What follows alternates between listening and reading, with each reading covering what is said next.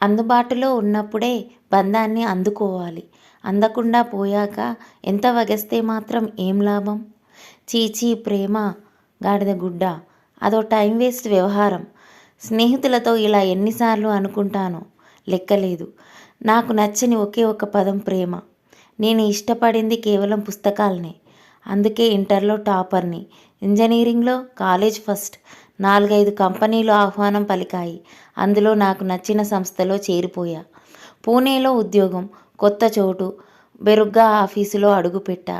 Hi, నేను శేఖర్, మాది మీ ఊరేనండి అంటూ మాట కలిపాడో వ్యక్తి. నా బయోడేటా ముందే పట్టేశాడేమో. ఏదేమైనా తనది మా ఊరే అనగానే ప్రాణం లేసొచ్చింది. బాస్కి పరిచయం దగ్గర నుంచి హెచ్ఆర్ ఫార్మాలిటీస్ దాకా అన్నీ తనే దగ్గరుండి చూసుకున్నాడు. ఆపై సహోద్యోగులతో పరిచయం, బాగా కలిసిపోవడంతో నేను వాళ్ళ బృందంలో సభ్యురాలినయ్యా. క్యాంటీన్ బాతాకానీలు, వీకెండ్లో సరదా పార్టీలతో జాలీగా గడిచిపోయేది జీవితం. శేఖర్కి మొదట్నుంచి నాపై ప్రత్యేక అభిమానం. నాకు నచ్చిన రంగుల చొక్కాలే వేసుకునేవాడు.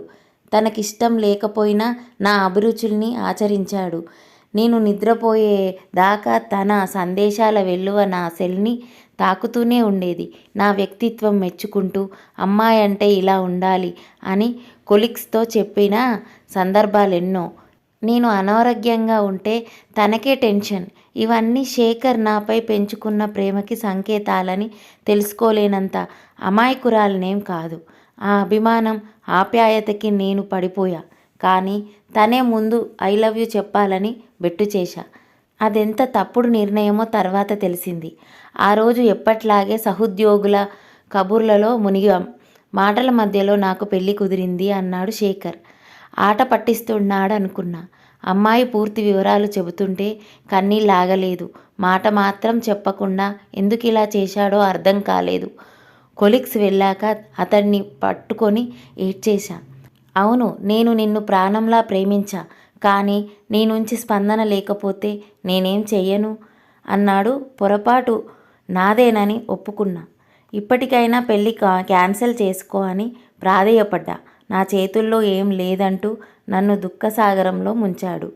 చేజేతులారా మంచి వ్యక్తిని కోల్పోయాననే బాధతో నిద్ర కరువైంది. తిండి తిప్పల్లేవు. అయినా శేఖర్ పట్టించుకోలేదు. ఒకప్పుడు క్షణం తీరిక దొరికినా నాతో సన్నిహితంగా ఉండాలనుకునేవాడు. ఒంట్లో నలతగా ఉందంటే తల్లడిల్లిపోయేవాడు. ఇప్పుడేమో కాబోయే శ్రీమతికే ప్రాధాన్యం ఇస్తున్నాడు. అస్తమానం ఒకటే ఫోన్లు. తట్టుకోలేకపోతున్నా. ఆఫీసుకెళ్తే నరకానికి వెళ్ళినట్టే ఉంది. ఉద్యోగం మానేస్తే ఇంట్లో కష్టం. బెట్టు చేయకుండా ఓ మెట్టు దిగి అతన్ని ఇష్టపడుతున్నానని చెబితే ఈ మానసిక క్షోభ తప్పేదే. ఇలాంటి మరిన్ని రియల్ స్టోరీస్ వినాలనుకుంటే నా ఛానల్ని సబ్స్క్రైబ్ చేయండి, షేర్ చేయండి, లైక్ చేయండి. Thank you for watching.